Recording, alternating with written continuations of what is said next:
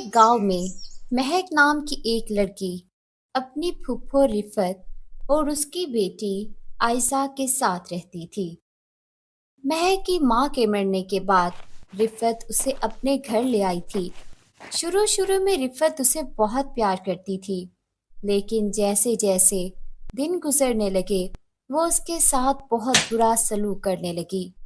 वो उसे अपने घर में एक नौकर की तरह रखती थी और उससे घर का सारा काम करवाती थी। महक दिखने में बहुत खूबसूरत थी और वहीं आयशा बिल्कुल भी खूबसूरत नहीं थी। माँ देखो तो, ये महक की बच्ची कितनी प्यारी है। मैं इसकी जैसी क्यों नहीं हूँ? अरे कोई बात नहीं बेटी, तू बिल्कुल परेशान मत हो। मैं तेरे लिए महंगी से महंगी क्रीम लेकर आऊंगी और महंगे महंगे कपड़े लेकर आऊंगी, जिससे तू बहुत खूबसूरत लगेगी। और रही बात इस गंवार महक की, तो उसे तो मैं नौकरानियों की तरह रखती हूँ, घर का सारा काम करवाती हूँ इससे। इसके बाद इसकी इतनी औकात नहीं होगी कि ये तेरे सामने खड़ी भी हो सके। अपनी माँ की ये बात सुनकर आयशा बहुत खुश हो जाती है।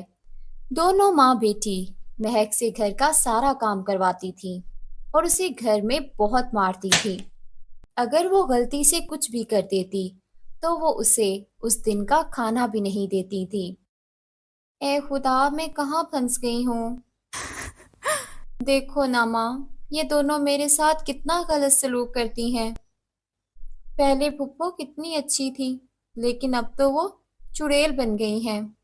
माँ, इस चुड़ैल फुप्पो से मुझे बचा लो माँ।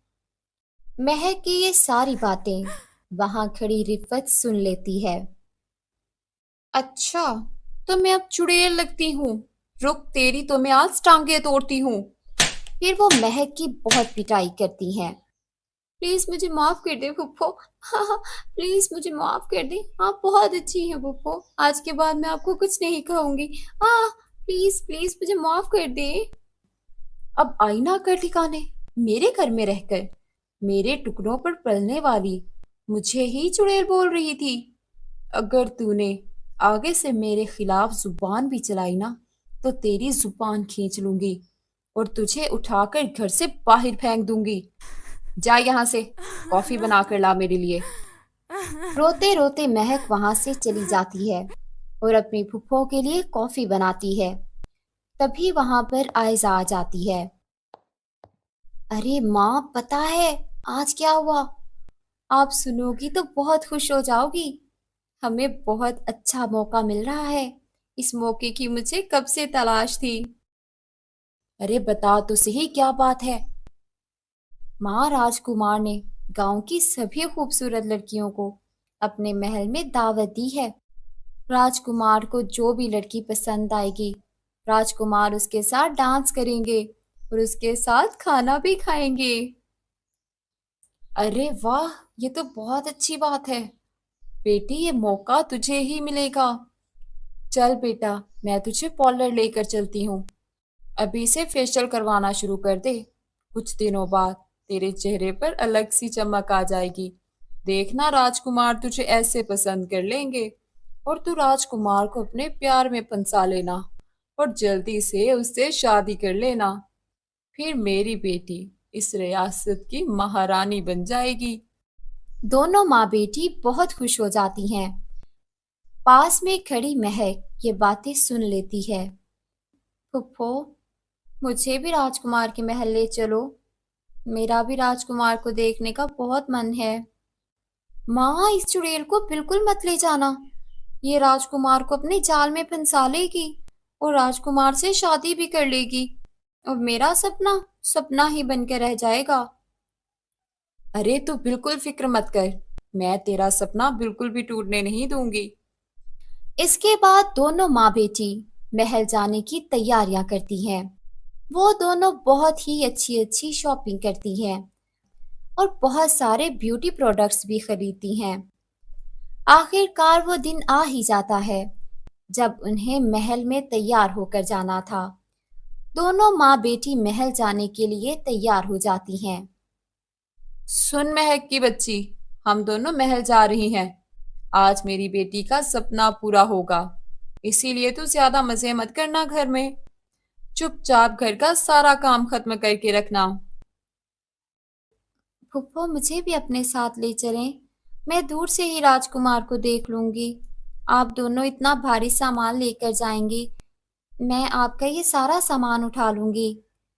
फुप्पो प्लीज प्लीज फुप्पो मुझे ले चलिए। कितनी चालाक होती जा रही है माँ ये। माँ ये चाहती है कि ये राजकुमार को अपने जाल में फंसा ले और उससे शादी कर ले। देखो माँ, आप इसकी बातों पर बिल्कुल यकीन मत करना। नहीं बहन, मैं तो इसीलिए जा रही हूँ ताकि तुम दोनों का सामान उठा सकूं। अगर तुम सामान उठाओगी तो तुम्हारा मेकअप खराब हो जाएगा। बहन देखो, तुम्हें लगता है कि मैं राजकुमार को पटा लूंगी, तो मैं अपने चेहरे पर काला रंग लगा लेती हूँ। इसके बाद वो राजकुमार मुझे बिल्कुल पसंद नहीं करेंगे। पसंद तो दूर की बात, वो मुझे देखेंगे भी नहीं। मुझे अपने साथ ले चलो बहन। माँ लगता है ये सही बोल रही है। देखो मेरे हाथ में कितना भारी पर्स है। इस लड़की को अपने साथ ले चलते हैं। एक काम करो, इसके चेहरे पर पहले काला रंग लगाओ। इसके बाद महक अपने चेहरे को काला कर लेती है और अपने आप को बहुत ही काली बना लेती है। अब ठीक है, और ये पकड़ सारा सामान, हमारी नौकरानी बनकर हमारे पीछे पीछे चल। अगर ज्यादा चालाकी की तो मैं वहीं पर तेरी हड्डियां तोड़ दूंगी। उसके बाद तीनों राजमहल के लिए निकल पड़ती हैं। थोड़ी देर में तीनों राजमहल पहुंच जाती हैं। वहां पर और भी खूबसूरत लड़कियां आई हुई थीं। थोड़ी देर बाद वहां पर राजकुमार आ जाते हैं। अचानक वहां तेज बारिश शुरू हो जाती है। बारिश होने से महक के चेहरे का काला रंग खड़े खड़े ही धुल जाता है और महक फिर से खूबसूरत नजर आती है। राजकुमार की नजर महक पर जाती है और वो सीधे महक के पास जाते हैं। आप तो बहुत खूबसूरत हैं। मैं आपके साथ डांस करना चाहता हूँ। क्या आप मेरे साथ डांस करेंगी? राजकुमार की ये बात सुनकर महक बहुत खुश हो जाती है और राजकुमार के साथ डांस करने लग जाती है।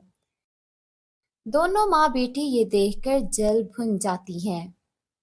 इस महक की बच्ची ने तो सारे किए दरे पर पानी फेर दिया। माँ, मैंने कहा था ना, इस चुड़ैल को अपने साथ मत लेकर आओ, लेकिन आपने मेरी एक नहीं सुनी। अब देखो कैसे कैसे राजकुमार के साथ ठुमके लगा रही है ये। इसकी जगह पर मुझे होना था माँ। अरे बेटा, मेरी भी मत मारी गई थी जो मैं इस चुड़ैल की बातों में आ गई। इतनी चालाक लड़की है ये, मैंने कभी सोचा नहीं था। घर चल, इसे घर आने दे। इससे तो मैं वही बात करती हूँ। गुस्से में दोनों माँ बेटी वहां से चली जाती हैं। वहीं महक राजकुमार के साथ बैठकर खाना खाने लगती है। राजकुमार महक को पसंद करने लगता है। थोड़ी देर बाद महक अपने घर वापस आती है।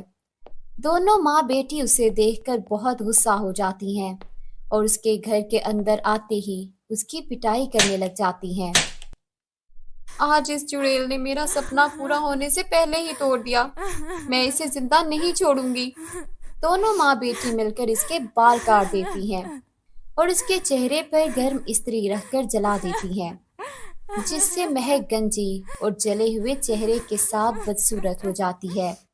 मुझे माफ कर दे, मुझे माफ कर दे, मैंने जानबूझकर कुछ भी नहीं किया। बहन मुझे छोड़ दो बहन, मैंने जानबूझकर कुछ भी नहीं किया बहन। माँ छोड़ दीजिए इसे। अब राजकुमार इसे शादी करना तो दूर, इसे देखना भी पसंद नहीं करेगा। इसके बाद उससे शादी मैं करूंगी। दोनों माँ बेटी हंसते हुए वहां से चली जाती हैं। वहीं बाहर खड़ी हुई एक बानी नाम की नागिन ये सारी चीजें देख लेती है। या अल्लाह, ये कितनी जालिम औरतें हैं। ये बेचारी लड़की के साथ कितना बुरा सलूक कर रही हैं। फिर वो महक के सामने जाहिर हो जाती है और उसे उड़ाकर जंगल में ले जाती है और अपनी जादुई ताकत से उसके लिए एक जादुई लहंगा लाती है। बेटा, मैंने इन दोनों औरतों को तुम्हारे साथ बुरा सलूक करते हुए देख लिया था।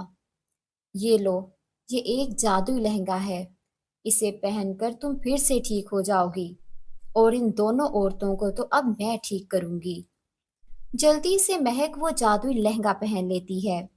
लहंगे को पहनते ही महक फिर से खूबसूरत हो जाती है। तभी वहां पर राजकुमार अपनी फौज के साथ आ जाता है। इन दोनों जालिम औरतों को पकड़ लिया जाए और उन्हें कड़ी से कड़ी सजा दी जाए। अरे लेकिन लेकिन हमने किया क्या है राजकुमार? आप हमें बंदी नहीं बना सकते इस तरह। तुम दोनों ने इस मासूम लड़की के साथ बहुत गलत सलूक किया है। मुझे एक औरत ने आकर तुम दोनों के बारे में सब कुछ बता दिया है। अब तुम दोनों को अपनी पूरी जिंदगी जेल में गुजारनी होगी। तभी वहां पर महक आ जाती है। सभी महक की खूबसूरती को देखकर हैरान रह जाते हैं।